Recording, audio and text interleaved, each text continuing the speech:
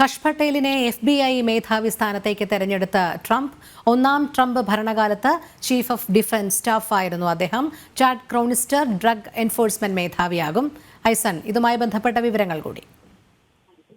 രോഹിണി, ഇത് സംബന്ധിച്ച വിവരങ്ങൾ ഇന്ന് രാവിലെയോടെയാണ് പുറത്തു വന്നത്. അതായത് ചാഡ് ക്രൗണിസ്റ്ററെ ഡ്രഗ് എൻഫോഴ്സ്മെന്റ് മേധാവിയായി നിയമിക്കാനും അതുപോലെ തന്നെ ഒന്നാമത്തെ ട്രംപിന്റെ ഭരണകാലത്ത് പലരും ഒന്നാം ട്രംപ് ഭരണകാലത്ത് വീണ്ടും ആ വിശ്വസ്തരായ പലരെയും വീണ്ടും തങ്ങളുടെ ഭരണ സംവിധാനത്തിലേക്ക് ട്രംപ് തിരിച്ചു കൊണ്ടുവന്ന ഒരു സാഹചര്യമുണ്ട്. അതുപോലെ തന്നെയാണ് ഇപ്പോൾ കഷ് പട്ടേലിനെ നിയമിക്കുന്നത്. ഫെഡറൽ ബ്യൂറോ ഓഫ് ഇൻവെസ്റ്റിഗേഷന്റെ മേധാവിയായാണ് അദ്ദേഹത്തെ നിയോഗിക്കുന്നത്. നേരത്തെ നമുക്കറിയാവുന്നതാണ്, ഒന്നാമത്തെ ട്രംപിന്റെ ഭരണകാലത്ത് ചീഫ് ഓഫ് ഡിഫൻസ് സ്റ്റാഫായിരുന്നു. വലിയ അനുഭവ പരിചയമുള്ള ഒരു വ്യക്തി കൂടിയാണ് അദ്ദേഹം.